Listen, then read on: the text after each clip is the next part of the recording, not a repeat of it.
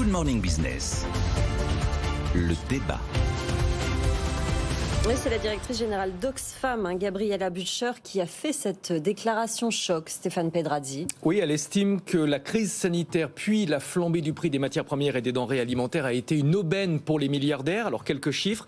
La pandémie a créé 1 milliardaire toutes les 30 heures, ça c'est ce que dit Oxfam. 573 nouveaux ultra riches depuis le début de la crise sanitaire.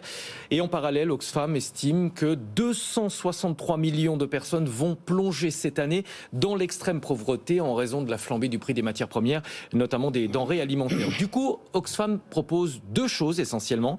D'abord, un impôt exceptionnel sur les multinationales qui se sont enrichies dans ce contexte, donc la pharmacie pour la crise sanitaire et l'énergie et l'agroalimentaire pour la crise ukrainienne, et un impôt annuel de 2% pour les milliardaires, j'ai vérifié, vous n'êtes pas dedans Christophe, et de 5% pour les millionnaires, ce qui permettrait de collecter 2520 milliards de dollars par an. Alors est-ce qu'il faut le faire ? J'ai envie de dire, sur le principe, oui, et pas forcément pour des questions morales. On ne va pas rentrer dans le débat sur l'utilité des milliardaires pour faire fonctionner la machine économique, ni sur la théorie du ruissellement. En fait, oui, pour des raisons tout simplement pragmatiques. L'histoire nous a rappelé que les pénuries de produits alimentaires et les hausses de prix des denrées alimentaires avaient souvent entraîné des révolutions. Je ne pense pas que ce soit Jean-Marc qui me dise le contraire. La situation actuelle est en train de transformer la planète en poudrière. Il faudra forcément un rééquilibrage, ne serait-ce que pour éviter un conflit majeur et potentiellement planétaire. Maintenant, sur la méthode, là je vais tempérer ce que je viens de dire, c'est un peu compliqué quand même. Quand on taxe un milliardaire, qu'est-ce qu'on taxe ces gens-là ? Ont souvent des actions dans des sociétés. On sait que les cours de bourse dans les secteurs technologiques notamment ont explosé avec la crise. Est-ce que ça, c'est réellement la fortune de Mark Zuckerberg ? On a vu récemment que des cours de bourse pouvaient plonger de 10, 20, 30% en une seule journée. Est-ce qu'on va taxer une richesse qui peut disparaître du jour au lendemain ? C'est compliqué à mettre en place. Donc, encore une fois, oui sur le principe, mais comment est-ce qu'on s'y prend ? Là, je vais tempérer un petit peu mon propos. Daniel. Oui, je vais faire deux remarques par rapport à ce que vient de dire Stéphane. Et puis, d'abord, à titre de prolégomène, que Oxfam nous dise qu'il faille taxer les riches, c'est tous les ans la même chose. Donc, quelle que soit la situation, qu'il y ait eu pandémie ou pas pandémie, ils nous auraient dit qu'il fallait taxer les milliardaires. Donc, première remarque sur les révoltes. Je vais faire un peu de pub pour mon livre Histoire de l'économie mondiale. Ce que je montre, c'est que justement, les révoltes sont des révoltes frumentaires, mais la plupart des révoltes sont des révoltes fiscales.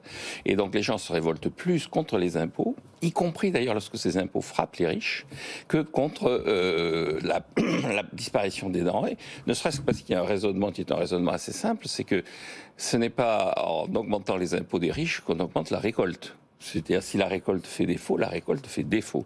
En revanche, si on subit l'augmentation, c'est ce que dit Rousseau, si vous commencez à subir les impôts des riches, vous subirez ensuite les impôts de tout le monde. C'est-à-dire que la base taxable la plus facile à atteindre, c'est celle de l'ensemble de la population. C'est là qu'il y a le plus de gens susceptibles d'être attaqués par l'impôt. Donc je pense que l'impôt n'est pas une réponse au problème des inégalités. L'impôt, c'est effectivement, et donc là je rejoins ce que disait Victor Hugo après 1848, il disait en politique, il n'y a pas de mystère. Liberté, ça se dit république. Égalité, ça se dit envie. Donc les gens qui sont obsédés par les problèmes d'inégalité sont des gens qui sont en général assez envieux.